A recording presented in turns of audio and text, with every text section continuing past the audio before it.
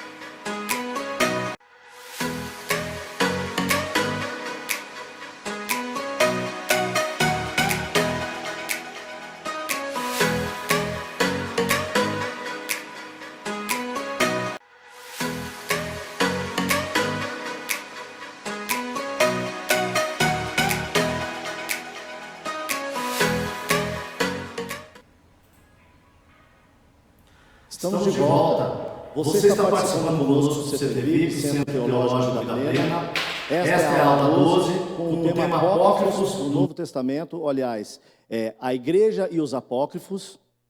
Mas antes vamos relembrar os pontos da aula passada, que sim, eram apócrifos do Novo Testamento. Na aula anterior, nós vimos os apócrifos do Novo Testamento, como eu disse. Como no Antigo Testamento, o Novo Testamento também foi marcado por textos ilegítimos, ou seja, textos apócrifos, com o objetivo de explicar fatos obscuros das Sagradas Escrituras. Eles continham conteúdo completamente fantasioso, em desarmonia com o texto inspirado.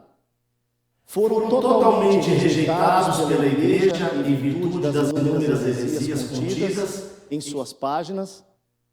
Estavam divididos em 4 gêneros literários: Evangelhos, Atos, Epístolas e Apocalipse. No caso, é mais de um Apocalipse. Muitos dos textos apócrifos do Novo Testamento surgiram dentro do judaísmo, a partir da mistura da lei mosaica com os ensinamentos provenientes do cristianismo. E também vimos que a partir disso, surgiram alguns movimentos, como os movimentos ebionita e gnóstico, ambos relacionados aos textos apócrifos do Novo Testamento. Então esses dois movimentos surgiram, no caso o movimento ebionita e o movimento gnóstico, por conta justamente desses escritos que eram híbridos, que eram sincréticos, vamos assim dizer, sincretizados, no caso de textos cristãos com textos judaicos, ok? Mistura de lei mosaica com cristianismo, com evangelho. E aí nós vimos algumas características de cada um desses dois movimentos, que, digamos assim, seriam os mais relevantes dentro desse período. Dentro do movimento ebionita, a gente viu o seguinte, que era um movimento que se manifestava radicalmente contrário à interpretação paulina da fé cristã, ou seja, eles não eram adeptos das epístolas paulinas, dos pensamentos paulinos acerca da teologia de Paulo. Eles não gostavam da teologia dele. Eles negavam a divindade de Cristo, defendendo que a salvação só seria possível através da fé e das obras. E então, já por isso, eles entravam em luta contra os ensinos de Paulo, eles entravam em combate, em embate contra Paulo, porque eles justamente criam que a salvação necessitava de fé, mas não somente fé, também necessitava de obras. E Paulo já dizia que justamente a salvação, ela não era fruto da fé e muito menos das obras. Ele dizia que era fruto da graça. A graça se manifestava através da fé, mas isso não quer dizer que você precisava ter fé e obras ao mesmo tempo. Ou seja, não era o quanto você poderíamos ser bonzinhos, fazer tudo certo, que nos daria o direito à salvação, à vida eterna. Paulo defendia, Paulo assim recebeu a inspiração, a revelação do Espírito Santo, que a salvação nos é dada, nos é entregue através e mediante a graça de Deus. E não porque temos obras que possam ser tidas como boas obras, e que essas obras, juntamente com a nossa fé, fazem com que sejamos salvos. Não. Paulo cria e ensinava que você, pela fé, recebia a graça de Deus e que as boas obras vinham como resultado dessa graça recebida, de ter sido salvo, de ter sido convertido, de ter sido entregue a Cristo.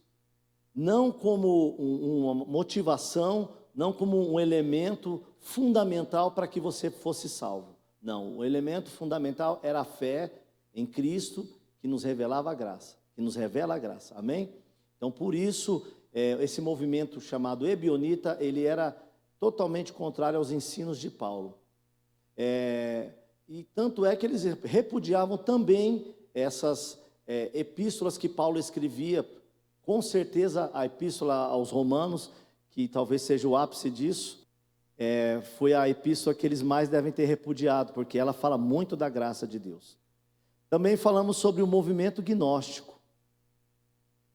No caso aqui, o movimento gnóstico, que representa o gnosticismo, foi um movimento filosófico religioso que acreditava que o conhecimento baseado no esoterismo e no misticismo é que levava à salvação eterna. Então, os gnósticos criam que através do conhecimento que eles recebiam, e no caso esses que recebiam eram os chamados os eleitos, esses que eram iniciados no conhecimento, na gnose, né? Porque vem da palavra gnose, gnosticismo, significa conhecimento, saber.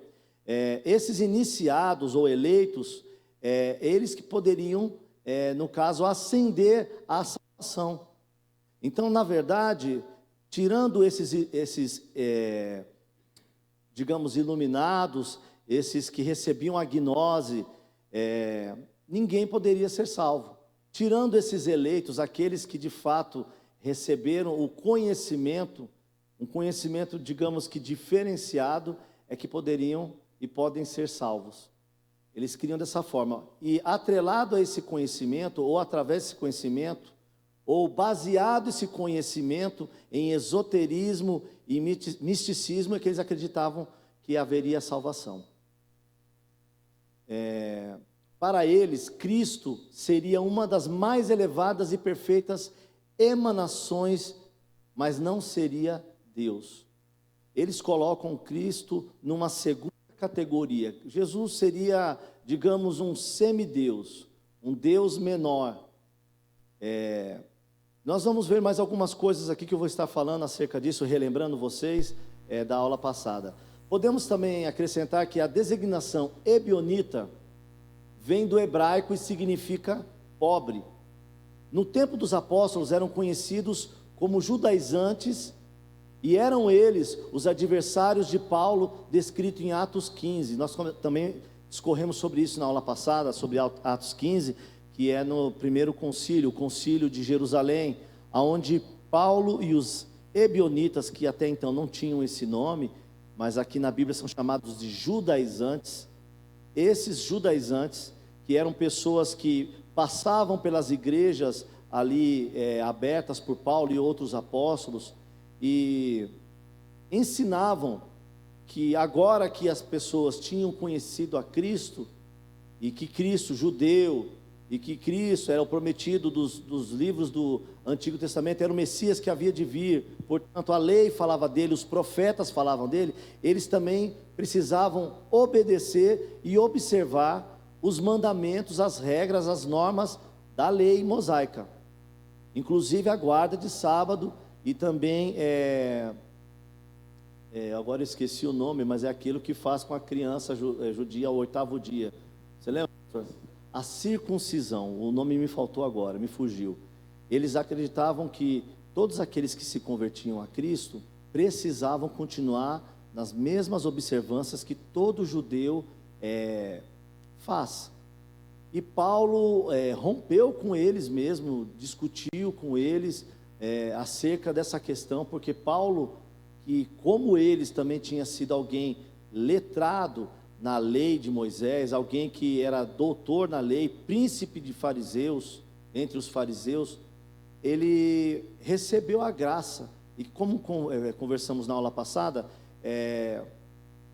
foi uma conversão genuína, irmãos, porque Paulo, ele era justamente o contrário, o contraponto, a outra ponta do que ele se transformou depois que conheceu a Cristo, recebeu a revelação do Evangelho e mergulhou na graça.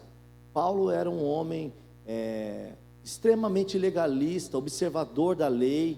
Foi por causa da lei, da observância da lei, que ele consentiu na morte de Estevão e também saiu atrás de outras pessoas, de outros cristãos, e os arrastou para as prisões, para que fossem presos. Inclusive, no relato de sua conversão, ele estava indo para uma cidade, Damasco, para dali trazer pessoas, ou seja, cristãos, que ele vinha perseguindo e levá-los a julgamento e a serem presos em Jerusalém.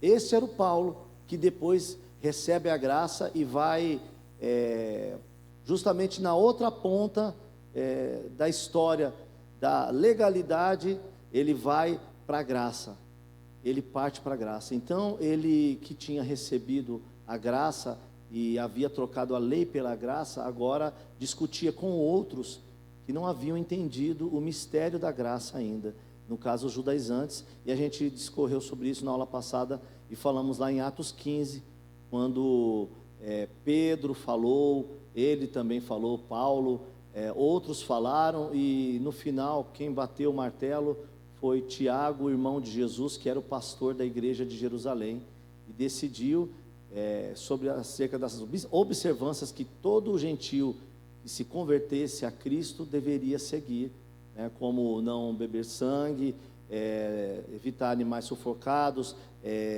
coisas consagradas a ídolos, Então, foi uma das coisas que ele pediu, no caso Tiago, para que fosse observado. Escreveu uma carta, e Paulo e Barnabé, juntamente com alguns outros irmãos, entre eles Silas, se eu não me engano Barsabás também, ou a outra pessoa, ficaram incumbidos de irem às igrejas, lerem essas cartas e confirmarem os irmãos acerca daquela doutrina que agora estava decidida no Concílio de Jerusalém. Ou seja, os cristãos gentios não precisavam observar a lei como um judeu se fazia necessário. Ou seja, eles não foi exigido deles a guarda do sábado, não foi exigido a circuncisão, por exemplo, que era uma das coisas que esses judaizantes pediam que fossem feitas. Agora, falando do movimento gnóstico, vimos que eles criam que Deus não criou diretamente o universo, mas que o fez através das emanações suas, ou que podemos chamar de demiurgos, que do grego significa trabalhadores públicos, operário manual, artífices, sendo que esse último termo, artífices, é o que melhor se encaixa na questão aqui do termo demiurgos. Quem que eram os demiurgos? Segundo os gnósticos, Deus, ele é um ser bondoso. Em Deus só há o bem, não há o mal. E segundo eles, Deus que é espírito e é espiritual, então não reside nele o mal, só o bem. Então ele não poderia ter criado o mundo. Então, por que ele não poderia ter criado o mundo? Porque ele sendo bom, jamais ele criaria um mundo que é tão cruel como nós vemos. Mas eu vou aqui discorrer mais um pouquinho com vocês e vou falar um pouco mais sobre os gnósticos e nós vamos fechar esse assunto. Os gnósticos pensavam assim, em virtude de seu dualismo, pois defendiam a separação entre o mundo espiritual e o mundo material. Isto é, o primeiro seria essencialmente bom e o segundo, por sua vez, essencialmente mal. Ou seja, o mundo espiritual, ele era bom, essencialmente, ou seja, em essência, ele era puro, ele era bom, e já o mundo material, ao contrário disso, era essencialmente mal. Eles criam nessa dualidade. Existe o mundo dos espíritos, o mundo espiritual e o mundo da matéria, o mundo material. O mundo material é esse que a gente vive. Eles não criam que Deus, necessariamente, de maneira direta, objetiva, criou o mundo, mas que se utilizou de terceiros para que esse mundo fosse criado. Ele teve intermediário, porque o mundo que nós vivemos, segundo eles, é um mundo ruim, um mundo mau. Então, Deus não poderia ter criado esse mundo, sendo que Deus é bom. Então, com certeza, eles acreditavam nos chamados demiurgos, ou artífices, que eram esses sim, os construtores dessa realidade, dessa camada, dessa dimensão que nós vivemos. Nesse sentido, como podemos observar, tudo aquilo que se relaciona à matéria é fundamentalmente mal, e tudo aquilo que se relaciona ao espírito conclui-se fundamentalmente bom. Logo, se alguém deveria ser culpado pela criação de um mundo perverso, como é esse mundo da matéria, esse alguém seria um demiurgo, uma das emanações de Deus, ok? Então, eles criam que Deus não deve ter tocado, eles creem que Deus não tocou na criação. Ele, através de suas emanações, ele criou o mundo, criou o universo, criou a nossa dimensão, esse tecido que nós chamamos de dimensão aqui e de realidade, tá bom? Jesus foi a mais perfeita emanação de Deus, segundo os gnósticos. Eles não criam que Jesus era em essência como Deus, perfeito como Deus, ou que ele era Deus. Ele era alguém menor que Deus. Tanto é que Cristo veio ao mundo, né? Ele teve um corpo, portanto ele entrou nessa realidade, a realidade que nós vivemos. Ele teve corpo, matéria, e se ele teve matéria, a matéria não é uma coisa boa, segundo eles, portanto Jesus não era tão bom quanto Deus, amém? Bom, e para encerrar esse assunto, quero fazer uma última consideração sobre os apócrifos do Novo Testamento, usando as palavras de F.F. Bruce, que é um professor de crítica bíblica e exegese na Universidade de Manchester, na Inglaterra. Ele diz assim: se fizesse parte do plano de Deus que os detalhes dos acontecimentos registrados pelos evangelistas, ou que as lacunas que efetivamente foram deixadas por eles não existissem, com ampla certeza o Espírito Santo se encarregaria de conduzi-los nessa empreitada, amém? Então ele cria que, se Deus não quisesse, se não fosse parte do plano de Deus, registrar e deixar as lacunas que houve nos livros, porque vários dos livros que foram escritos, como nós consideramos como apócrifos, vários desses livros, eles queriam preencher algumas lacunas. Por exemplo, onde Jesus estava na sua primeira infância, porque a Bíblia fala que Jesus nasceu, depois ele foi para o Egito, ficou lá alguns anos, voltou, e depois só reaparece alguma história falando de Jesus com 12 anos. Depois de novo é interrompido ali o processo de adolescência, de juventude de Jesus, e ele somente reaparece aos 30 anos para ser batizado por João Batista. Então, muitos desses livros, muitos desses textos que nós consideramos apócrifos do Novo Testamento, querem fazer uma conjectura, uma amarração, querem fazer um preenchimento desse espaço na história de Jesus, por exemplo, e o que ele estaria fazendo durante esse período.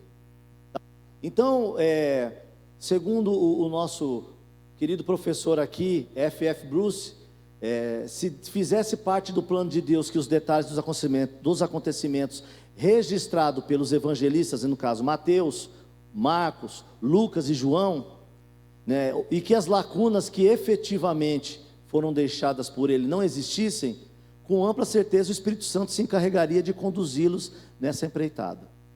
Irmãos, eu acredito que sobre a história de Jesus é a mesma coisa que acontece com o Gênesis, na questão de dinossauros, de homens das cavernas, pinturas rupestres, que são aquelas pinturas de caverna.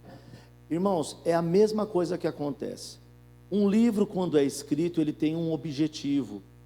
A pessoa quer chegar em um fim. Então, quando ela escreve, talvez ela fale de alguns assuntos de maneira superficial ou deixe de falar, porque não é o foco daquele escritor falar sobre aquilo.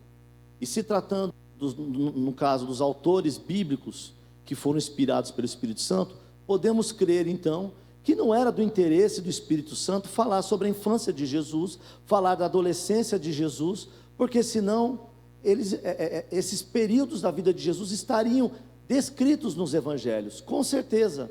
Mas aí a Bíblia, a única coisa que nos diz é sobre o nascimento, depois da fuga dele com os pais, no caso José e Maria, para o Egito, a volta deles, conta uma pequena história acerca de Jesus em Jerusalém, conversando com os doutores da lei, e uma passagem que fala assim: e crescia o menino em graça, em espírito e em graça, se não me engano é isso, em conhecimento, em sabedoria, em espírito, em graça. Eu não me recordo direitinho da passagem, mas é a única coisa que relata depois acerca de Jesus, e pula para os 30 anos, Jesus sendo batizado. Irmãos, entendamos isso, aquilo que Deus não quis revelar é mistério, ou porque talvez não vai colaborar em nada. O que é interessante, Deus deixou para que nós conhecêssemos, para que nós aprendêssemos, para que nós lêssemos, meditássemos e tivéssemos mudanças em nossas vidas, principalmente para isso, porque a Bíblia, ela é um livro de interação, é um livro vivo, de palavras vivas, de uma palavra que é viva, que é verbo que é vida. Esse verbo é Jesus, e ele está contido em toda a extensão da Bíblia, da Escritura. Portanto, para que nós tivéssemos a nossa vida mudada, regenerada, transformada por Jesus, ele deixou os textos que nós temos na palavra do Senhor, textos que nós chamamos também de textos canônicos ou textos sagrados, ok? Bom, e assim terminamos a nossa revisão acerca dos livros apócrifos do Novo Testamento. Vou fazer um intervalo, mas antes eu vou deixar duas perguntas para vocês responderem, tá bom? Vamos colocar para vocês aí agora, para vocês verem as perguntas. Primeiro, segundo o gnosticismo, o que leva à salvação eterna? O que faz, segundo o gnosticismo, as pessoas serem salvas? Comentei há pouco. Segundo, quem foi que criou o universo conforme o gnosticismo? O que eles dizem, quem é o criador, segundo eles, do universo, dessa realidade que nós chamamos, né, a dimensão que nós chamamos de realidade, perdão, ok? Só um instante, eu volto já.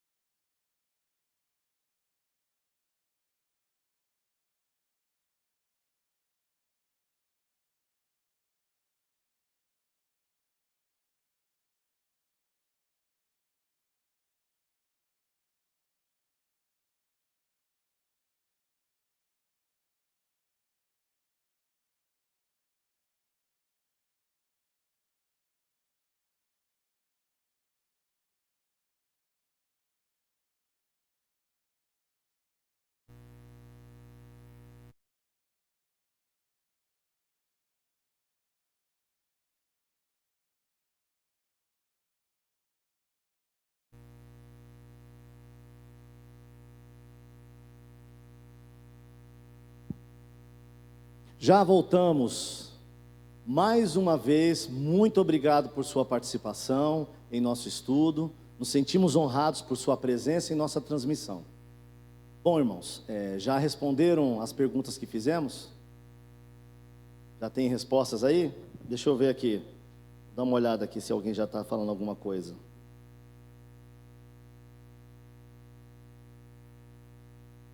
Foi muito rápido dessa vez, né? Irmãos, nós queremos melhorar cada vez mais, para que vocês possam ter uma transmissão com qualidade, com excelência, com um tempo reduzido, com tudo mais otimizado. Amém, irmãos? Bom, eu ainda não recebi aqui, não sei se ainda tem a ver com o tempo de resposta. Então eu vou fazer o seguinte, eu vou responder para vocês, ok? Vamos lá? Então, número 1, segundo o gnosticismo, o que leva à salvação eterna? Bom, vamos lá a resposta. Conhecimento baseado no esoterismo e no misticismo.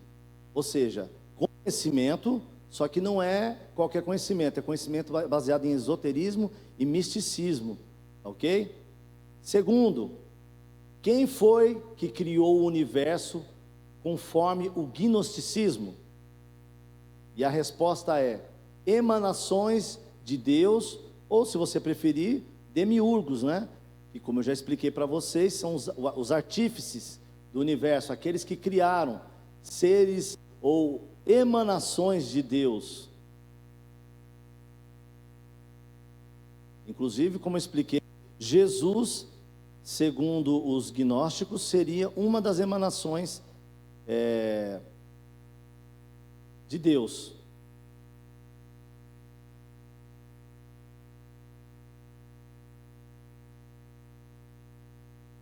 Ok, pessoal, vamos para o assunto da aula então. A igreja e os apócrifos. Amém? Vocês devem estar vendo aí, tem uma tabelinha, vamos assim dizer, um gráfico, né?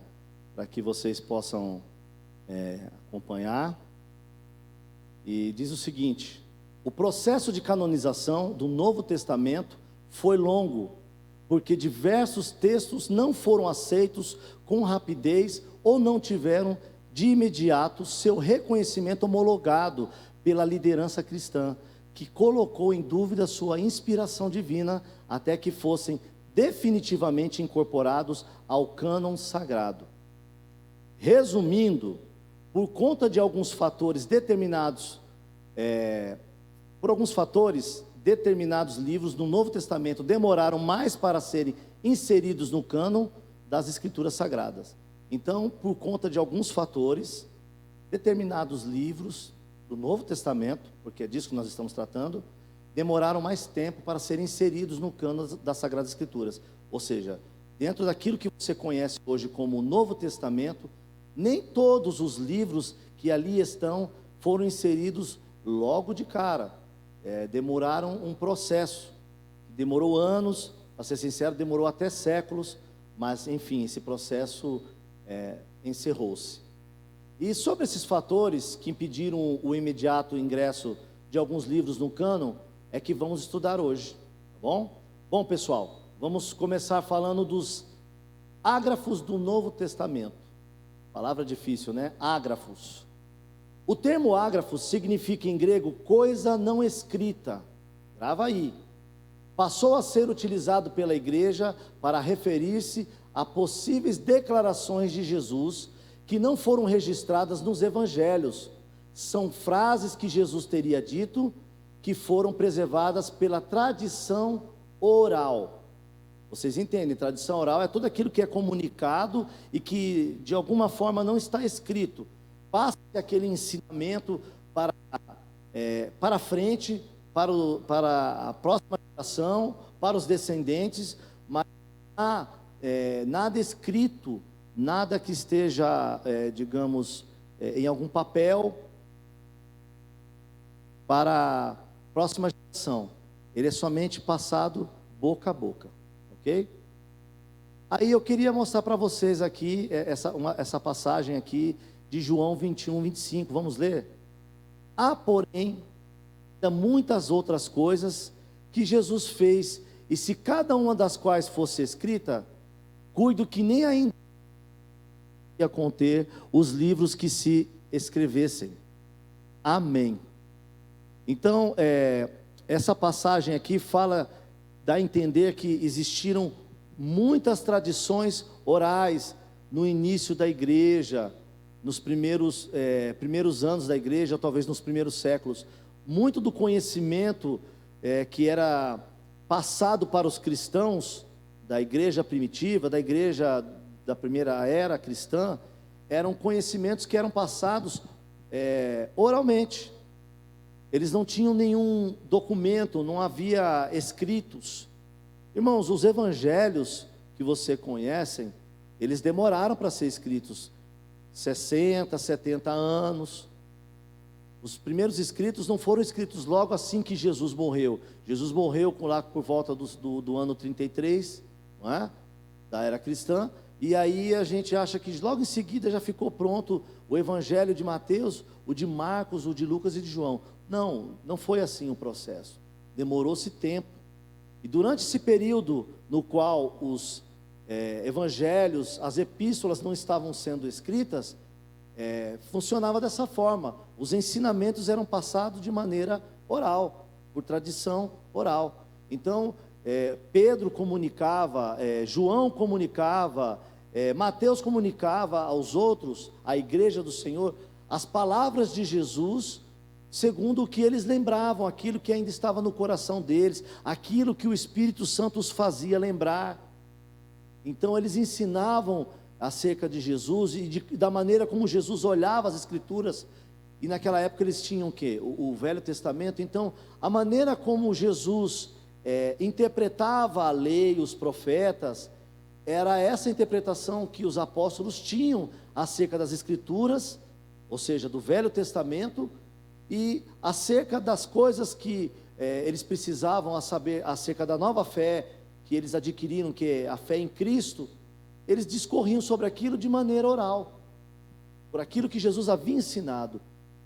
E olha, Jesus ensinou por parábolas, diversas histórias foram contadas por Jesus. Eles ensinavam os seus discípulos agora, né, os apóstolos ensinavam aos seus discípulos, ou seja, aos irmãos que se converteram depois, sobre as experiências que eles viveram com Jesus, os milagres que eles viram, sobre o Sermão da Montanha. Então eles começavam a discorrer acerca disso, mas tudo de maneira oral, não havia nada escrito.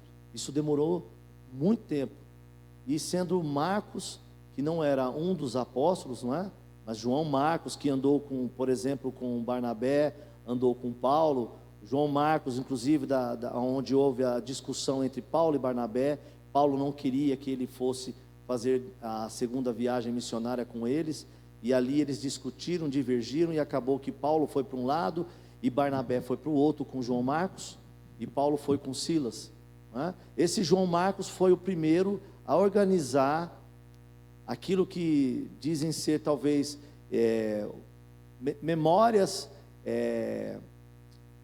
redações de Pedro, e assim ele escreveu aquilo que Pedro narrou para ele, redigiu. Eu falei redação, mas na verdade é redição, né? Redigiu para ele aquilo que foi redigido por Pedro. Marcos escreveu, João Marcos escreveu, tá? Paulo, em sua terceira viagem missionária, desembarcou na cidade de Mileto e despediu-se dos presbíteros que mandara chamar em Éfeso. Naquele encontro, uma de suas palavras foi: tenho-vos mostrado em tudo que trabalhando assim é necessário auxiliar os enfermos e recordar as palavras do Senhor Jesus, que disse: mais bem-aventurada coisa é dar do que receber.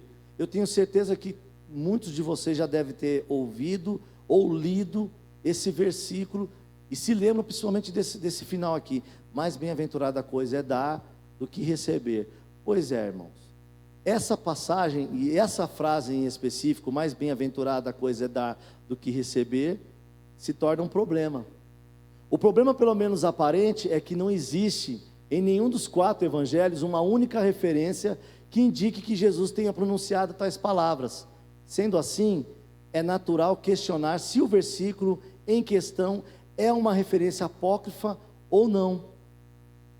Entretanto, segundo vimos anteriormente em João 21, 25, Jesus teria dito e feito muitas coisas, as quais poderiam ter sido preservadas fora dos textos canônicos do Novo Testamento.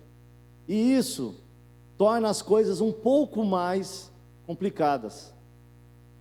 Para ajudar, os estudiosos apresentam os seguintes critérios para se obter a certeza da legitimidade desses textos. Observação da quantidade de testemunhas que sustentam a referida declaração como proveniente dos lábios do próprio Cristo. Verificação da autoridade das qualificações dessas testemunhas, pois afinal de contas a credibilidade de uma testemunha é a principal qualidade para alcançar a verdade acerca de um determinado fato.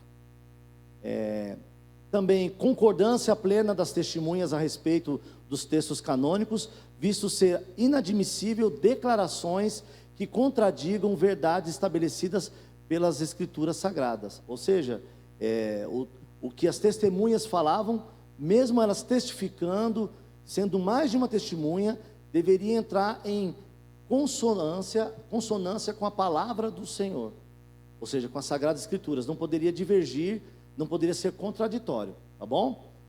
O Novo Testamento possui um número limitado de ágrafos. Vejamos mais um exemplo de ágrafo. No Evangelho de João, no capítulo 8, do verso 3 ao 11, temos a história da mulher adúltera. Alguns estudiosos consideram essa passagem bíblica um autêntico ágrafo, uma vez que o relato só ocorre no Evangelho de João, e mesmo assim não é pelos mais antigos textos originais. Resumindo, pessoal, os ágrafos constituem-se em importantes documentos que ilustram os ensinamentos de Jesus em um ponto ou outro. Entretanto, deve-se observar que nem todos são originais, ou seja, nem todos os ágrafos são genuínos. Olha, eu quero colocar aqui uma questão sobre os ágrafos. Não é que é ágrafo, então é apócrifo, ou é uma coisa ilegítima.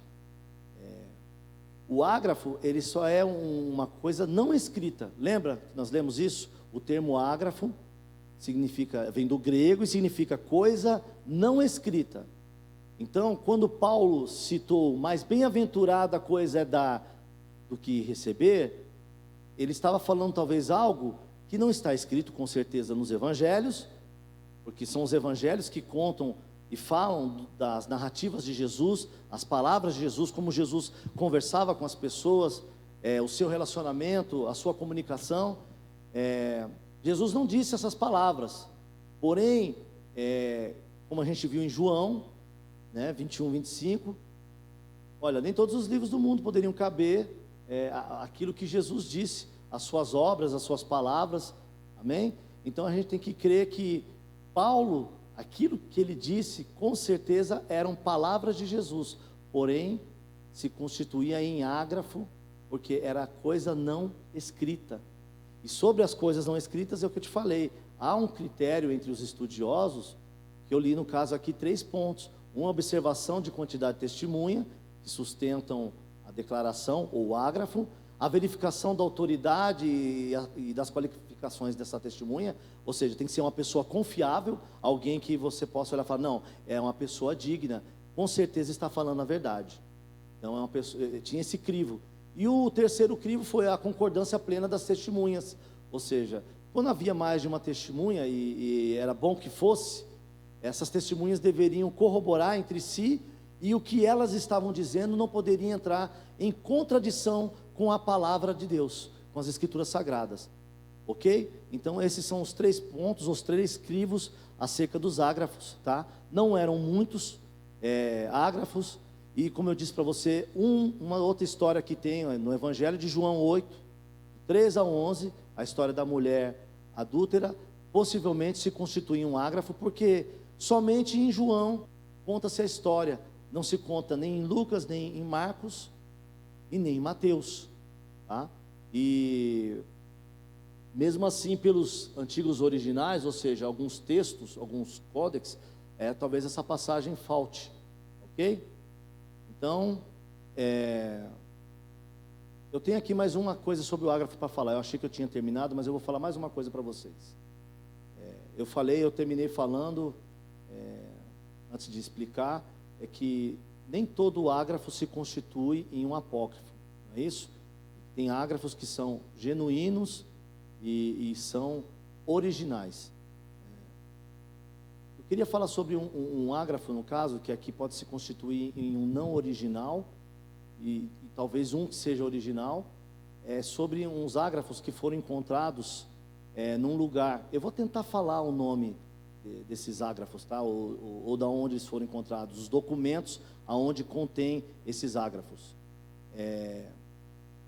Chama-se Papiros de Oxirhynchus, é uma coisa assim, ou Oxirhynchus, se não me engano é isso, Oxirhynco. Se eu não me engano é isso, me desculpem aí porque não dá para falar, latim, grego, tudo complica aqui, cheio do Y, CH, mas se não me engano é isso mesmo, Oxirhynchus. Encontrados em 1897 no Egito pelos arqueólogos Grenfell e Hunt.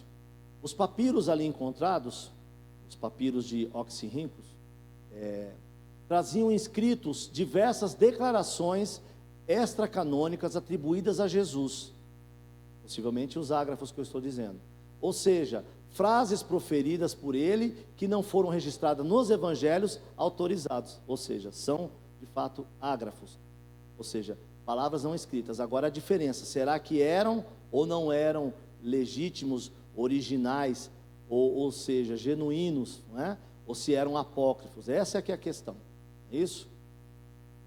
Ou seja, frases proferidas por ele que não foram registradas nos evangelhos autorizados, ou seja, Mateus, Marcos, Lucas e João. Um exemplo desses textos está no papiro número 840.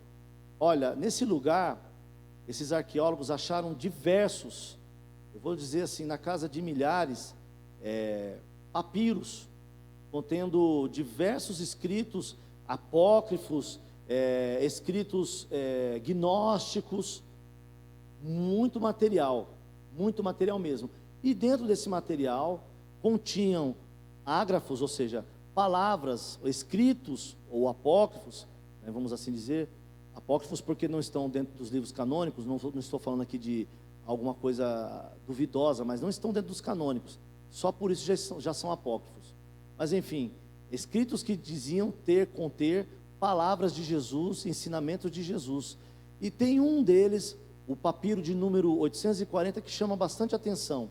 Eles eram todos assim, datados ou colocados, enumerados por número. Então, esse aqui era o 840, quer dizer, antes dele havia 839 e muitos outros depois, tá? Olha só o que diz o texto aqui do papiro número 840. Ai de ti, cego que não vês, tu te banhaste em água lançada fora, nas quais os cães e os porcos se deitam noite e dia, e tu te lavaste e esfregaste a tua pele exterior, a qual as prostitutas e as flautistas ungem, esfregam e avermelham, a fim de excitar o desejo dos homens, mas em seu interior estão cheias de escorpiões e maldades de todos os tipos. Mas eu e meus discípulos, de quem disseste que não nos lavamos, fomos imersos na água viva. Então aqui esse texto pertence ao papiro número 840, dando a entender que eram palavras de Jesus, e pelo que dá a entender, alguém estava falando ou dizendo alguma coisa de Jesus acerca de lavagem, de se lavar, e Jesus estava respondendo para essa pessoa ou pessoas com esse texto, dizendo que a pessoa era cega, porque na verdade ela se banhava com água suja, água de porcos, de cães, de prostitutas. Então imagina isso, estavam se achando que estavam limpos, Jesus estava dizendo, mas vocês estão se sujando com água, estão se limpando com água suja.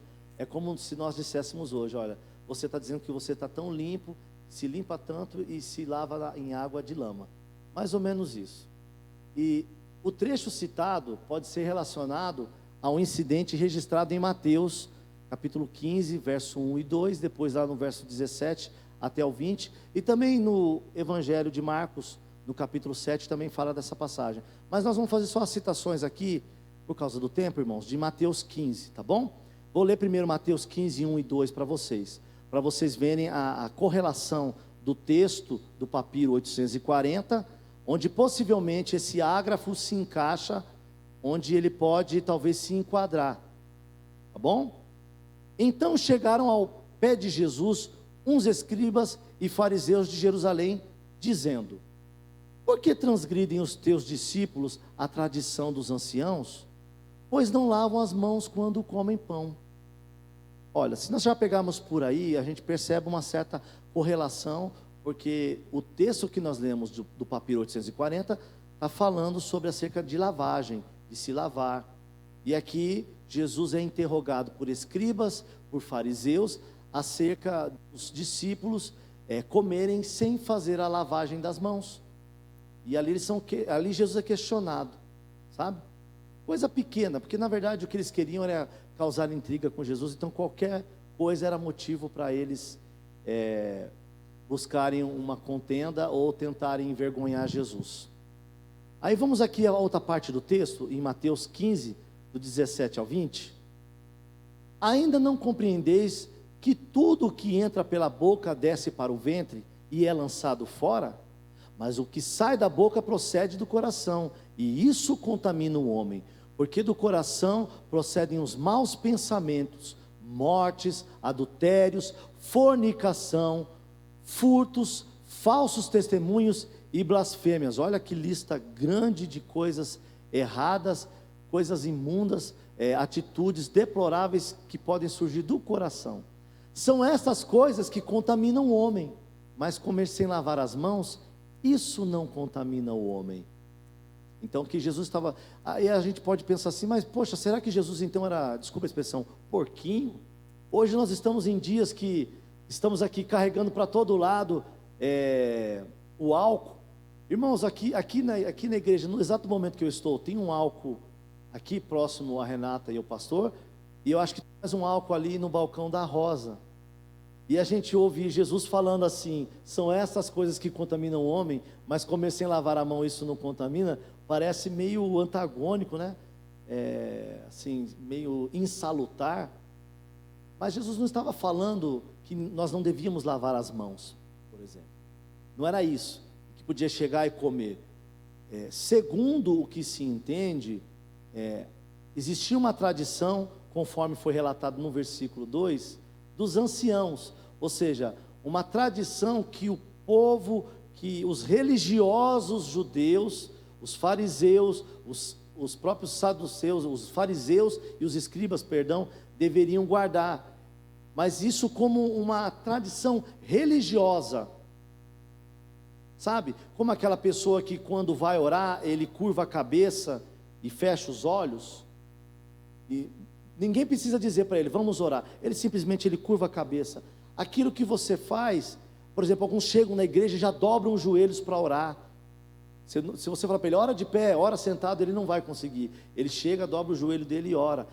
É mais ou menos dentro disso, irmão, tradição, entendeu? Costume, hábito, mas um hábito que é religioso.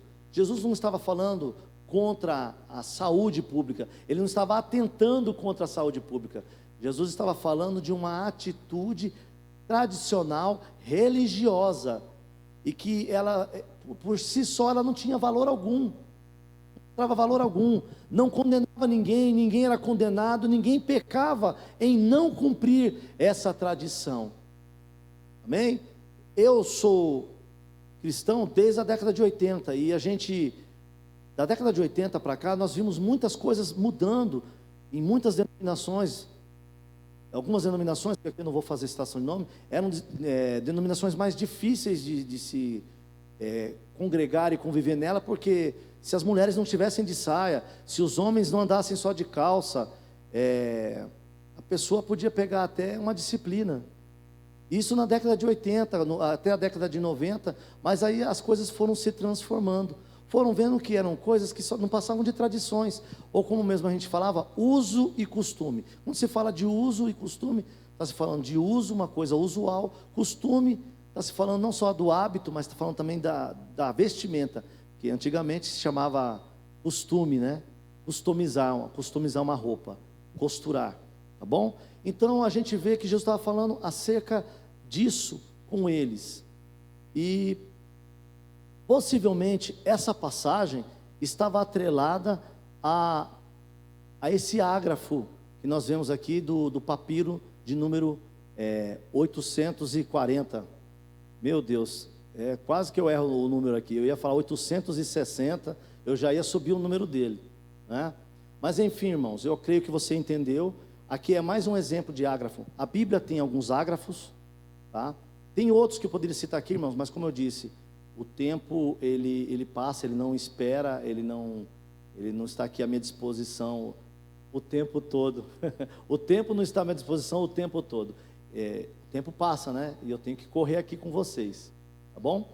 Então, resumindo, pessoal, os ágrafos constituem-se em importantes documentos que ilustram os ensinamentos de Jesus em um ponto ou outro. Entretanto, deve-se observar que nem todos são originais, ou seja, nem todos os ágrafos são genuínos, tá? Por que não são genuínos? Porque talvez ele não encontre no texto bíblico mesmo um eco, algo com que ele possa concordar com ele, tá bom? E aqui eu vi com você um exemplo de um ágrafo que foi encontrado através da arqueologia, e esse ágrafo, né, que está lá no papiro de número 840, né, dentro dos papiros de Oxirríncos. Olha, consegui falar, difícil, hein? Oxirríncos, vou repetir aqui só para não esquecer. O papiro de número 840 é um papiro que possivelmente achou o seu eco em Mateus 15 e em Marcos capítulo 7, tá bom? Bom, pessoal, fechamos aqui os ágrafos. Vamos agora a mais uma pergunta, tá bom? Aí lá vai a pergunta: o que significa a palavra ágrafo? Tá fresco, hein? Acabei de falar. Bom, o que significa a palavra ágrafo? Enquanto eu faço uma breve pausa, vou dar um tempo aqui para vocês responderem. Bom, bora responder. Já já estou de volta.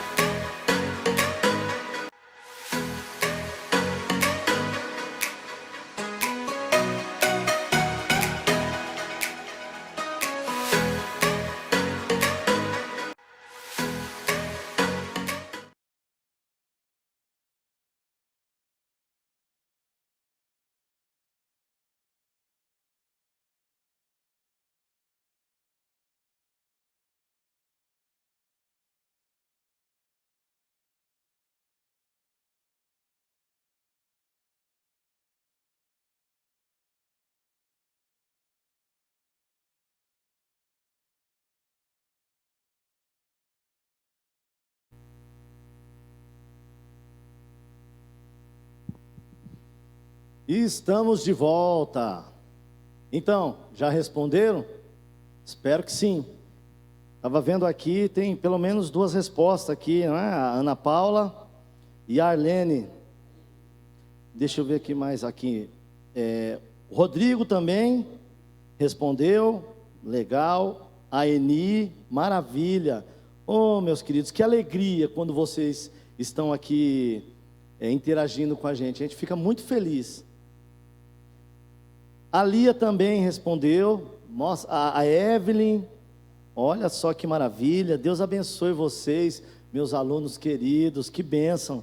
Eu fico muito feliz em ver vocês interagindo. Essa que é a nossa vontade. Veja só, já está difícil, porque nós não estamos aqui de maneira presencial todos. Eu estou aqui na igreja, vocês aí em seus lares.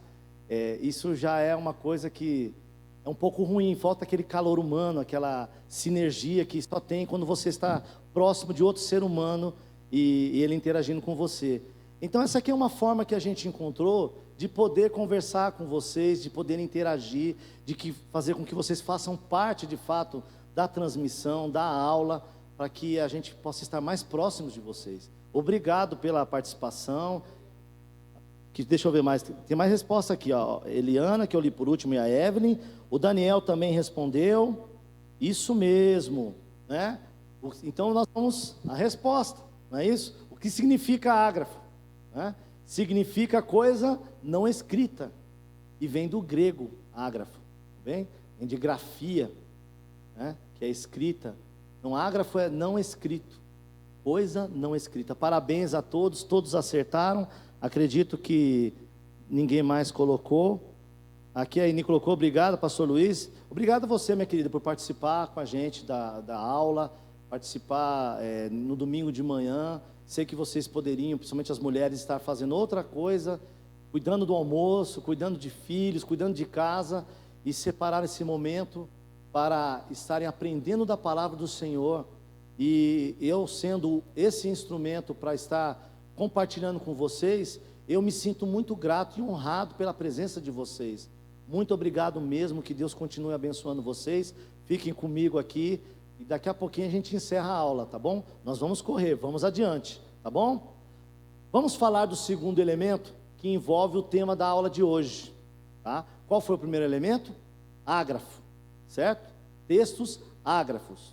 São aqueles que não estão escritos na palavra do Senhor, não estão escritos no Evangelho, e são citados, citações que às vezes não quer dizer exatamente o que foi dito, ou parece que não foi dito, entendeu? Mas tem algum elemento de verdade acerca de um versículo que já foi citado. A gente também que tem mais tempo de igreja, lembra de vou chamar de slogan, mas coisa que as pessoas citavam quando iam na frente e falavam, que era assim, como está na Bíblia, não é, irmãos? O cair é do homem, mas o levantar é de Deus. Muitas vezes pregadores falavam isso. Isso praticamente é um ágrafo, porque não está escrito na palavra de Deus que o cair é do homem e o levantar é de Deus. Tem umas passagens, o pastor, por exemplo, o Oswaldo, que gosta muito de provérbios, e eu acho que estudou até mais do que eu, ele deve lembrar dessa passagem que fala que 7 vezes o homem cairá, mas Deus levantará, alguma coisa assim, entendeu? Mas não fala que o cair é do homem e o levantar é de Deus. Isso praticamente é um ágrafo, amém? Só que eu não posso dizer de verdade que é um ágrafo, por quê? Porque não é uma palavra que alguém proferiu da Bíblia, algum escritor, e simplesmente ficou fora por algum motivo. Por exemplo, quando Paulo fez aquela citação, né? Ele fez uma citação e disse que foi Jesus quem tinha dito. Possivelmente Jesus disse, ela só não entrou dentro dos evangelhos, que é o compêndio das palavras de Jesus. Por algum motivo não foi interessante colocar dentro, mas alguém deve ter ensinado a Paulo. Ele andou com Pedro, ele andou com os apóstolos, ele deve ter ouvido de alguém que Jesus disse aquilo, ok? Bom, nós vamos falar agora sobre uma palavra muito difícil. Se eu pudesse, eu chamava o pastor aqui só para ele falar para vocês aqui essa palavra. Ela é muito complicada. Eu vou falar devagar e você tenta falar aí. É praticamente um trava-línguas. Olha, tá vendo? Não consegui falar. Homologomena. É muito difícil. Eu fiquei... Irmãos, eu contar para vocês, eu fiquei mais de 5 minutos treinando essa palavra e eu já esqueci a pronúncia. Homologomena. Consegui falar. Palavra difícil. Diz aí você aí. Homologomena. Complicado, tá? Vamos discorrer sobre isso. Esse é o segundo elemento acerca do que nós estamos estudando hoje, que é a igreja e os apócrifos. Homologomena, o conjunto de livros, num total de 20 textos sagrados, que foram reconhecidos de pronto pela igreja cristã primitiva, foram chamados de homologomena, ou seja, esse conjunto de livros foram, desde o princípio, desde o início, aceitos como canônicos pela totalidade da comunidade cristã. Olha, a palavra homologomena, consegui agora, mais tranquilo. Ela traduzida para nós significa aceito. Tá bom? Homologomena significa aceito. E está relacionada com 20 textos, ou seja, 20 livros do Novo Testamento, que de pronto, de maneira muito rápida, eles foram aceitos como livros canônicos, não houve questionamentos, passaram facilmente pelos crivos, dos pais da igreja, dos estudiosos, dos teólogos da época, e passaram assim, na totalidade da comunidade cristã da época, livros aceitos por todos, inclusive por nós, protestantes, e também até mesmo pelos católicos, ok? Esses livros, eles se constituem essa coleção de homologomena. Falei de novo só para poder pronunciar. 20 livros. Veja só, 20 livros do Novo Testamento, pronto. A Bíblia fala que tem 20, nós sabemos pelo cânon bíblico, o cânon que eu, você temos em nossas Bíblias, se você contar aí no Novo Testamento, vai dar 27. Então significa que 7 livros, eles não são aceitos, ou seja, eles não são homologomenos, ok? Não foram logo de cara aceitos. Isso não quer dizer que eles sejam apócrifos, que eles sejam impuros, que eles sejam menos sagrados, menos sacros, menos inspirados, irmãos. A questão aqui é só do crivo. Esses livros aqui, esses 20 escritos, passaram mais rapidamente pelo crivo dos especialistas, vamos assim dizer, os pais da igreja, os teólogos dos primeiros séculos, ok? Passaram tranquilamente, sem muito esforço.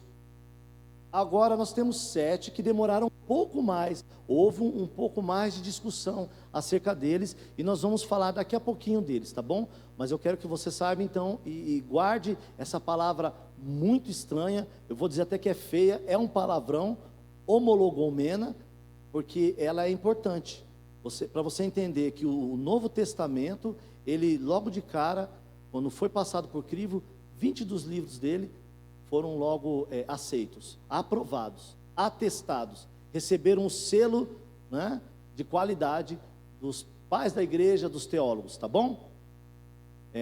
Bom, pessoal, resumindo esse assunto, destaco o seguinte: homologomena significa aceito, isso aqui é para relembrar.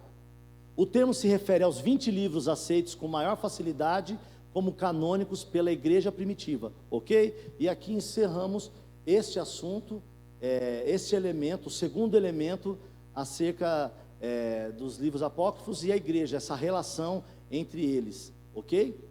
E vamos aqui agora então para o terceiro elemento. Vamos aqui para o terceiro elemento. O terceiro elemento chama-se, outro palavrão também, outra palavra difícil, antilegomena, é um pouquinho mais fácil de falar, antilegomena. Os livros que no primeiro momento tiveram a sua inspiração questionada pela comunidade cristã da época, foram chamados de antilegomena, ou seja, alguém falou contra a sua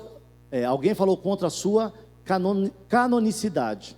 Então, antilegomena significa alguém falou contra a sua canonicidade. São eles Hebreus, Tiago, 2 Pedro, 2 e 3 João, Judas e o Apocalipse, e o livro de Apocalipse. 7 livros. Lembra quando nós estávamos falando do item anterior? Nós estávamos falando dos homologomena, já estava esquecendo de novo. Lembra? 20 livros que foram logo aceitos. E homologomena significa aceitos. Esses livros eram 20. O Novo Testamento, o cânon dele, possui 27 livros. 7 ficaram fora. Percebeu que agora na nossa contagem dos antilegomena, tínhamos 7 livros. Pois é, são justamente os 7 livros que não passaram nos primeiros crivos da igreja, dos estudiosos, dos pais da igreja, que não passaram pelo crivo dos teólogos dos primeiros séculos, ok? Esses livros aqui, cada um no seu tempo, ele entrou depois no cânon bíblico. Como eu disse para vocês, eles não são inferiores aos primeiros, não são livros menos inspirados.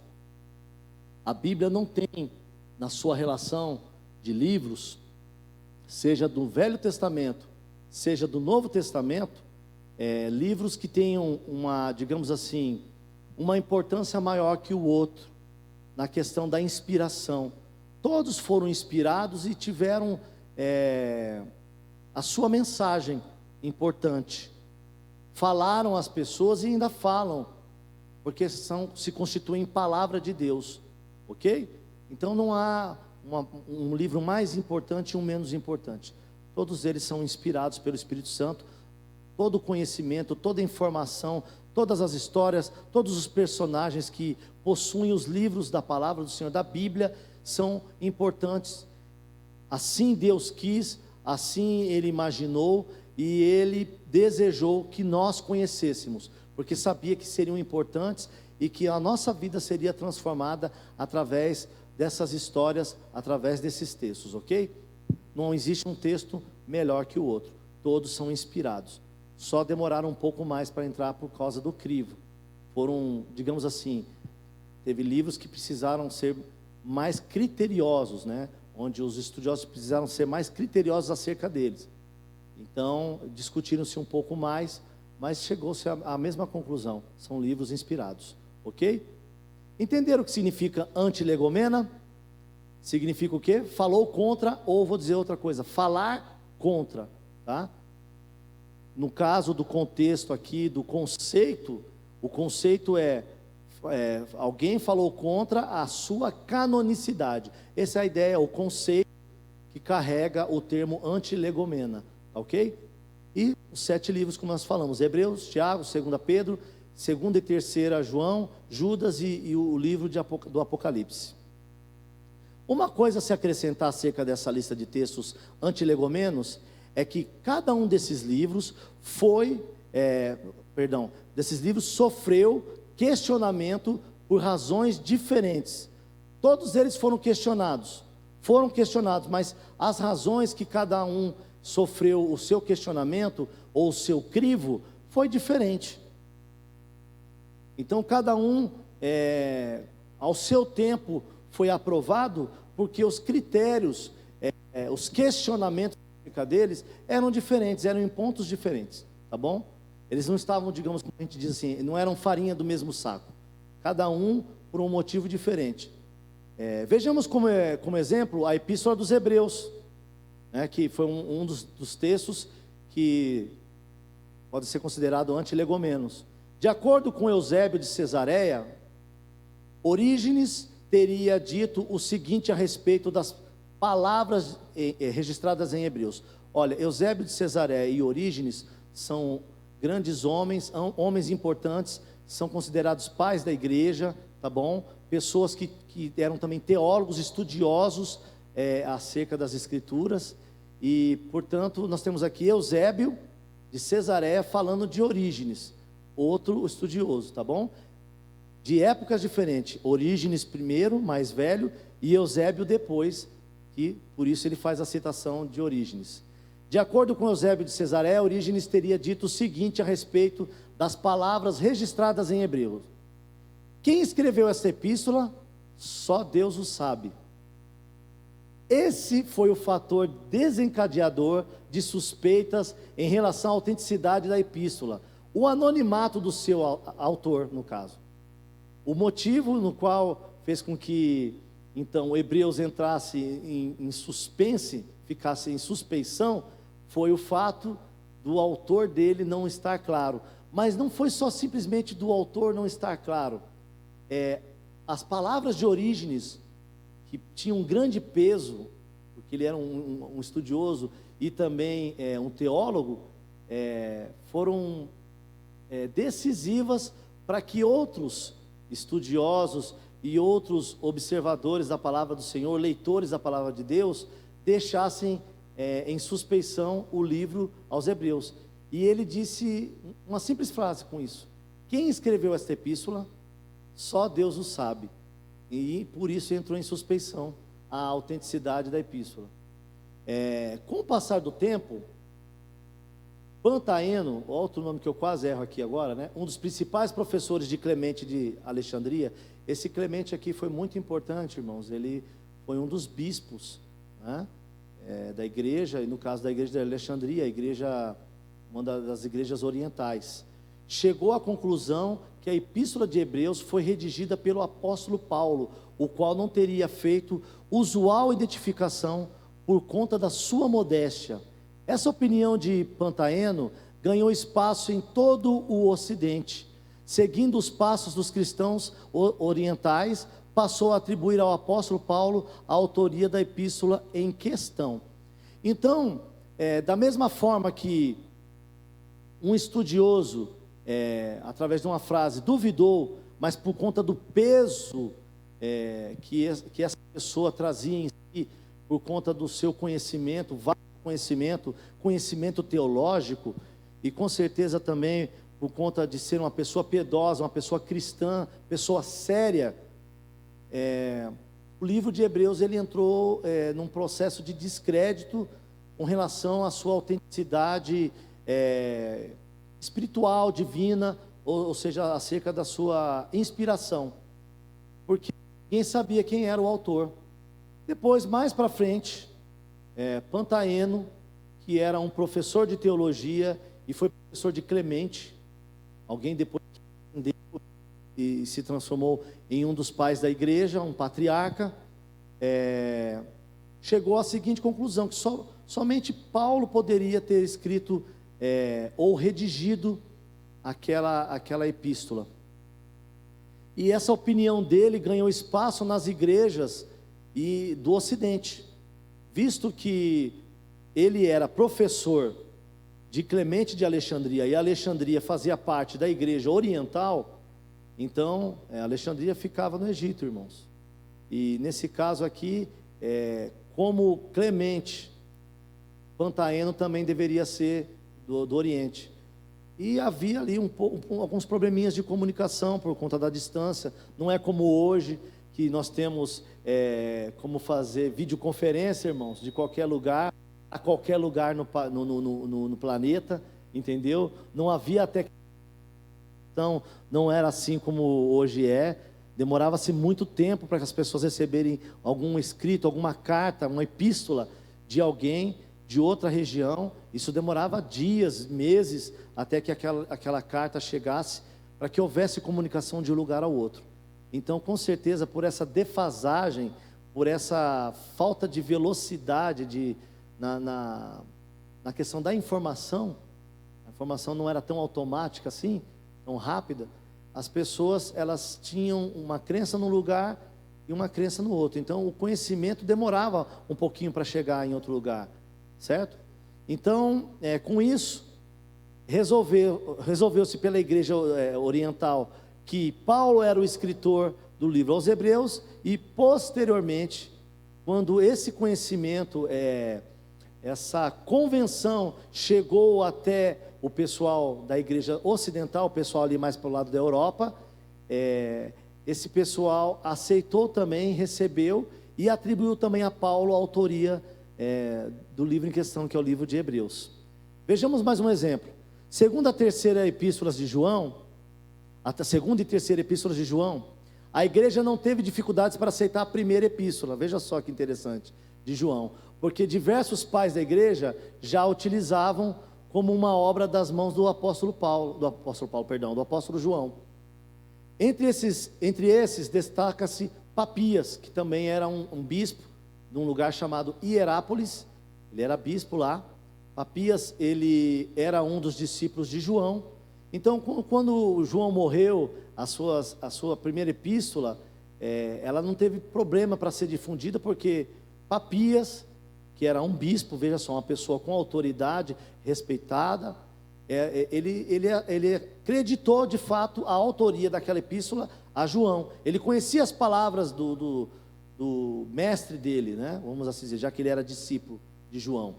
Então não houve problemas da parte desse bispo, dessa autoridade eclesiástica, de aceitar a primeira epístola de João.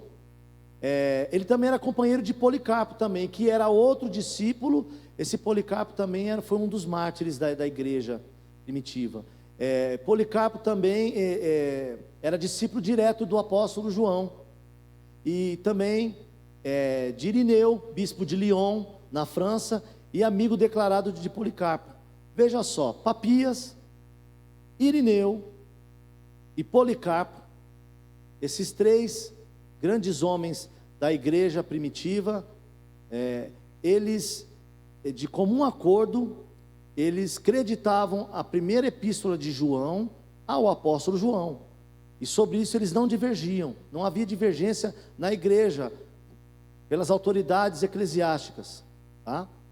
Mas o mesmo não ocorreu com a segunda e terceira epístolas, que tiveram sua autoria questionadas em virtude principalmente da brevidade das cartas, as quais apresentavam juntas, ou seja, as duas, 28 versículos contra 105 da primeira. Esse problema acabou sendo suplantado com a observação das semelhanças de estilo e de mensagem existente entre as obras.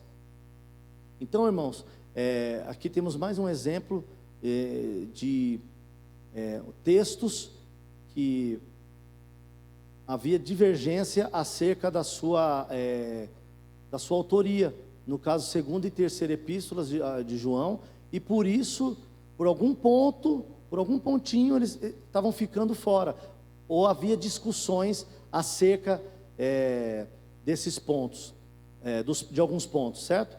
E o ponto aqui no caso de segunda e terceira João, é porque, em comparação à primeira, tinha o testemunho de Papias, tinha o testemunho de Irineu, e tinha o testemunho também de Policarpo.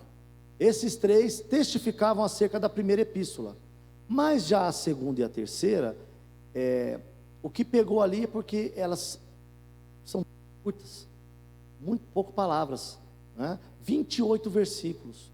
Então isso chamou a atenção dos estudiosos, e eles falam, peraí, só 28 versículos, a primeira tinha 105, porque essas duas juntas somadas só dão 28, tá?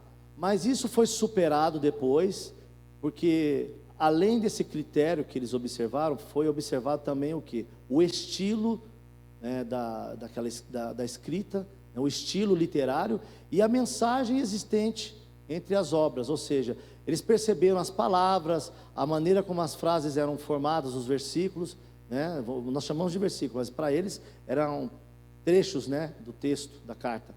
Eles observaram que trazia semelhanças à primeira carta de João, então facilmente foi resolvida essa questão da segunda e da terceira epístola de João. Existe também do Tiago, de Judas, tá bom, irmãos? Segunda Pedro e Apocalipse. Eu não vou relatar todos, como eu disse, não dá tempo. Meu tempo aqui já está se acabando. A gente aqui tem uns combinados aqui, que a gente sabe quando é que a hora está acabando aqui, mas eu acho que talvez eu não tenha visto aí. Se mostraram para mim, eu nem percebi. Ah, beleza, ok. Vamos lá, vamos correr, pessoal. Mas nós já estamos indo bem hoje. Graças a Deus está tudo bem, está tudo, como diria, redondo, né? Graças a Deus está ótimo. Segundo os estudiosos, é provável que algum desses livros tenham sido vistos pelos primeiros cristãos. Isso aqui é uma outra razão por qual talvez esses livros tenham demorado para entrar no cânon bíblico. Nesse sentido, o problema básico da aceitação ou não desses livros no rol dos canônicos repousa pela falta de comunicação entre o Oriente e o Ocidente a respeito da autoridade divina desses textos. Lembra que eu disse a questão da informação demorar de chegar de um lugar para o outro? Então essa demora ocasionava um problema de falta de comunicação.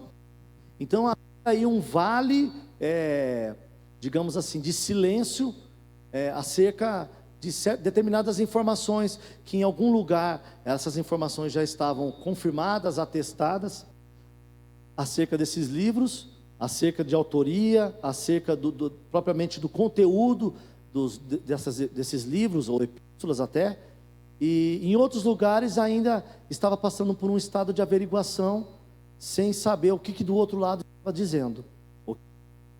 E a igreja, irmãos, depois do primeiro século, somente caminhando a partir do segundo, terceiro século, conforme foi crescendo, o evangelho foi tomando conta do império, a igreja se dividiu em igreja ocidental e oriental. Então, haviam patriarcas que eram, desculpa a expressão, eram como o Papa de hoje, né? Inclusive o Papa de Roma, ele antes era considerado, ele era um patriarca. Não vou entrar aqui muito no mérito, mas só para que vocês entendam, houve muita disputa entre o patriarca, entre o patriarcado de Roma e o patriarcado que se colocou lá em Istambul, antiga Constantinopla, que era a capital criada por Constantino. Lembra de Constantino? Aquele que, digamos assim, estatizou a fé cristã. Então, em Constantinopla havia ali a capital, porque a capital do Império Romano foi tirada de Roma e foi levada para Constantinopla. Hoje é a cidade de Istambul, lá na Turquia. E quando o governo do Império Central mudou-se para lá, a religião foi junto, ok? Porque os bispos, todos aqueles que agora estavam debaixo, digamos, vou usar aqui entre aspas, a bênção de Constantino, queriam estar onde o império estava, onde o imperador estava, porque ali sim haveria autoridade, ali haveria governo, com certeza haveria dinheiro, porque também era uma questão econômica também. Constantino deu templos aos cristãos que às vezes pertenciam até a de outras religiões, e eles assumiram. Todo mundo do império teve que virar cristão.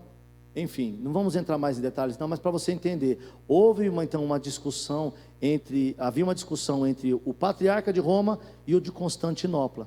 Então, para que você entenda, até mesmo o Papa de Roma, que a maneira como ele achou para se diferenciar dos demais, recebendo esse nome de Papa, né? Foi com um título que depois, com o tempo, foi inserido. Ele achou para poder se sobressair aos demais patriarcas. Mas havia uma igreja no Oriente e uma igreja no Ocidente. E a comunicação entre eles era uma comunicação feita à distância, então, com muita dificuldade. Ok, irmãos? Então, possivelmente, alguns não tinham acesso a determinados livros. Então, acredite-se que até isso deveria ter sido um dos motivos pelos quais os livros que nós conhecemos hoje, esses 7 livros aí, como Hebreus, Tiago, 2 Pedro, 2 e 3 João, Apocalipse, Judas, eles não entraram logo para dentro do cânon bíblico, do cânon do Novo Testamento, porque nem todo mundo tinha acesso a esses livros, e quando tiveram de maneira tardia. Logo e somente, quando todos os fatos referentes a esses livros se tornaram conhecidos, de todos os pais apostólicos, é que a coleção canônica do Novo Testamento, com todos os seus 27 livros, obteve o pleno reconhecimento, ok?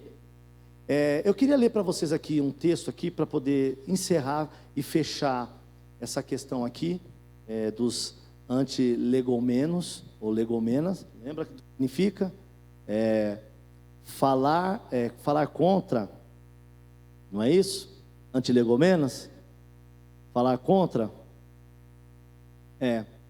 no caso, no sentido de falar contra a canonicidade desses livros, né, desses 7 livros.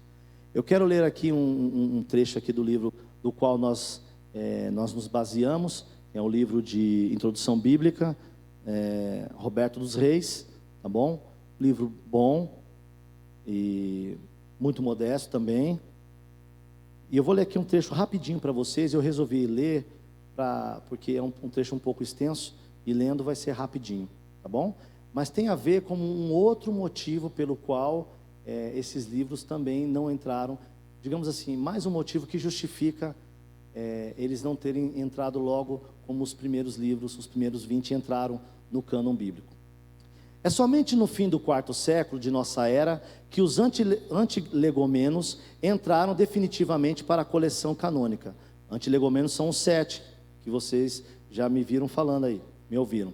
Isso porque é nessa época que se dá as discussões formais a respeito do cânon do Novo Testamento. O primeiro dos concílios onde o assunto foi devidamente tratado foi o de Laodiceia, realizado em 363 depois de Cristo, na cidade de Laodiceia, região da Frígia, atual Turquia. O concílio apresentou uma lista contendo os livros que efetivamente comporiam um Novo Testamento, à exceção do Apocalipse. Todos os demais livros foram citados como parte integrante do cânon da Nova Aliança. Então, nesse concílio em 363, concílio de Laodiceia, desses 7 livros, 6 livros já foram aceitos como canônicos, tá bom? Mas isso, pessoal, lá pelo quarto século. Então a gente pode entender que a discussão acerca desses 7 livros, ela se arrastou até o quarto século depois de Cristo, tá bom? E no concílio de Laodiceia foi quando dos 7 livros, 6 foram aceitos, ficando de fora somente o livro de Apocalipse. O artigo 59 do documento conciliar, ou seja, o documento que foi lavrado nesse concílio de Laodiceia, por exemplo, estabelecia que nos atos litúrgicos das igrejas cristãs, somente poderiam ser utilizados os textos constantes na lista apresentada pelo concílio, ou seja, somente aqueles 26 livros. Não nos esqueçamos que o cânon do Antigo Testamento, com todos os seus 39 livros, já estava estabelecido e era utilizado pelos cristãos. Deveriam ser lidos, utilizados pela igreja, pela comunidade cristã. Ou seja, segundo o artigo 59 do documento conciliar do concílio de Laodiceia, os 20 primeiros livros, certo? Poderiam ser lidos, aqueles chamados de aceitos, os 20 primeiros, mas os 6 que eles tinham atestado, poderiam ser utilizados nas reuniões. E claro, não precisamos nem dizer, todos os demais livros que já deviam ter sido aceitos, porque já tinham passado pelo crivo do Velho Testamento também, os 39, ok? Então, eram os 39 do Velho Testamento, mais os 26, né, que foram aprovados. Lembrando que no concílio de Laodiceia, na verdade, já reconheciam os 20 primeiros, e só reconheceram mais 6, ok? Ficando fora o Apocalipse. Vou continuar aqui a leitura aqui, já estou encerrando ela. Atanásio, bispo de Alexandria, apresentou em 367 depois de Cristo, ou seja, no quarto século, uma relação contendo todos os 27 livros do Novo Testamento, tal como o conhecemos hoje. Ele recomendava às igrejas sob sua jurisdição que somente esses livros fossem lidos e utilizados nos cultos, e assim ficou estabelecido a coleção canônica nas igrejas cristãs do Oriente. Os concílios posteriores, como os realizados em Cartago, em 397 d.C., por exemplo, deram uma expressão uniforme àquilo que já era fato entre as comunidades cristãs orientais, ou seja, a aprovação de todos os livros que compõem o Novo Testamento. Nesse sentido, seguindo os passos das igrejas pastoreadas por Atanásio no Oriente, esses concílios apresentaram uma lista idêntica àquela proposta pelo bispo alexandrino. Assim, no Ocidente e em outros lugares, ficou estabelecido o cânon do Novo Testamento, contendo todos os 27 livros, tais como os conhecemos. Ok? Amém? Então, nós vemos que, olha que interessante, como é histórico, como tem história acerca da própria história bíblica, acerca dos livros que compõem a Bíblia. Eles contêm, cada um deles, uma história, e para que essa história fosse crivada e depois, posteriormente, aceita como palavra de Deus, inspirada pelo Espírito Santo, ela passou por um crivo tão grande, irmãos, que chegou até o quarto século depois de Cristo. Então, até lá ainda se discutiram muito acerca da palavra de Deus. É claro, já não era mais uma discussão acerca do Velho Testamento que eu estou falando. Estou falando agora acerca do cânon do Novo Testamento. E vocês viram então que teve 20 livros que foram prontamente aceitos pela igreja, não tiveram muitos problemas no seu crivo. É o que nós chamamos de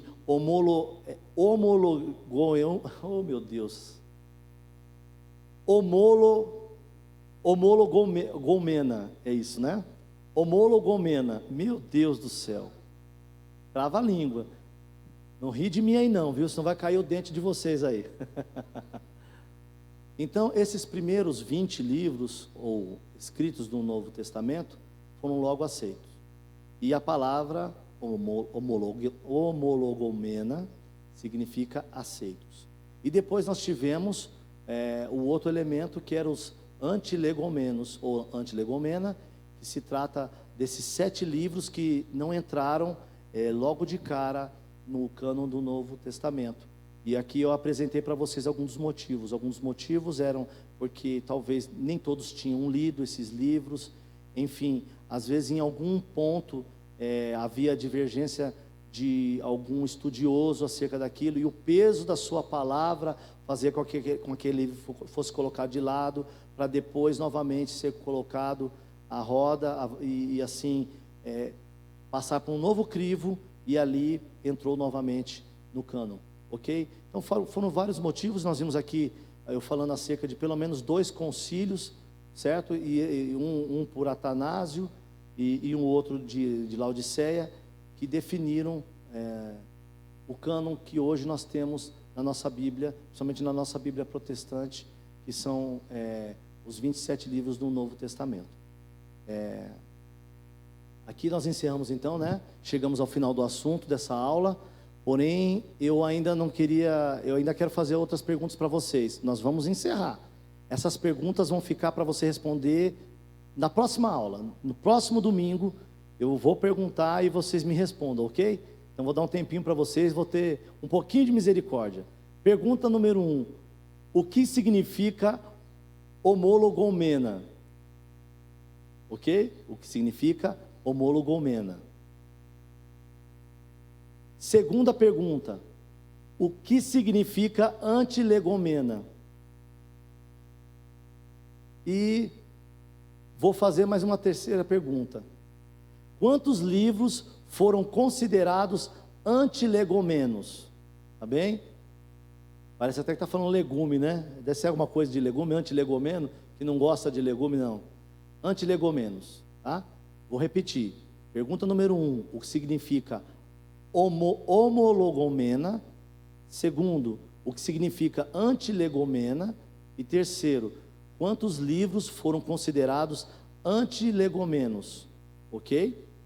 Pessoal, aqui nós encerramos então a nossa 12ª aula. Semana que vem nós temos a nossa 13ª aula. Os assuntos serão os livros desaparecidos.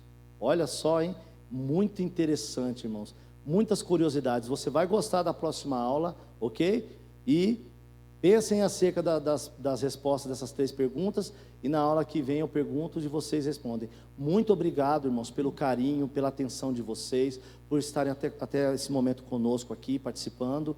Deus abençoe a sua vida. Irmãos, eu só tenho a agradecer vocês. Divulguem, falem, comentem aí com o pessoal, às vezes da sua casa aí, que não está junto com você, poderia estar assistindo e aprendendo a palavra do Senhor.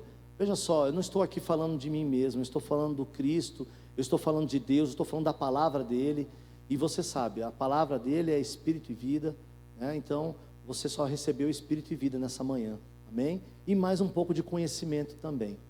Deus abençoe vocês grandemente. Quero fazer uma oração por você, bom? Senhor, muito obrigado, meu Pai, por essa manhã tão abençoada, tão gloriosa, uma manhã tão bonita, Senhor. Muito obrigado, Pai, por esse dia, um dia, Senhor Jesus, ensolarado, mas nós tivemos uma noite chuvosa, maravilhosa, Senhor. Muito obrigado, Senhor, por esse ar limpo, Senhor, esse ar agora que está úmido, Senhor, foi umidificado por essa chuva, não é um ar mais seco, que pode ajudar, Senhor Jesus, a disseminar esse vírus. Muito obrigado por essa chuva que lavou, Senhor, a nossa atmosfera, lavou, Senhor Jesus, o ar. Muito obrigado, Senhor, por nossas vidas. Obrigado pela Tua salvação. Obrigado pela oportunidade de aprender da Sua palavra e de crescer nela. Sabemos que à medida que crescemos na Sua palavra, no conhecimento, nos aproximamos do Senhor. À medida que conhecemos a Sua palavra e nos aproximamos do Senhor, começamos a Te admirar cada vez mais e percebemos a grandiosidade da Sua obra, o quão bela ela é, Senhor. Meu Deus, nesse dia, peço que abençoe cada lar dos Teus filhinhos. Meu Deus, abençoe o alimento, abençoe, Senhor Jesus, a comunhão, Senhor, no lar, que haja paz, Senhor Jesus, que os relacionamentos sejam relacionamentos saudáveis, Senhor Jesus, sem ira, sem contenda, sem muitas discussões, Senhor. Meu Deus, que o Teu Espírito Santo possa prevalecer no lar dos Teus filhinhos e que o Senhor, Pai, que é Jeová Jirê, Deus provedor, possa prover a cada um dos Teus filhos conforme a necessidade, Senhor, deles. Meu Pai, eu Te agradeço e muito, Senhor, por esse primeiro dia da semana, e eu peço ao Senhor que dê a cada um uma excelente tarde, um excelente almoço, Senhor. Abençoe as Tuas filhas que vão agora trabalhar, vão cozinhar, Senhor, em nome de Jesus. E abençoe também, Senhor Jesus, que Teus filhos à noite estejam conosco, mais uma vez em comunhão, Pai, na nossa live à noite, no nosso culto, Pai. Meu Deus, em nome de Jesus, amém. Eu Te agradeço, Senhor. Deus abençoe sua vida em nome de Jesus. Fiquem com Deus.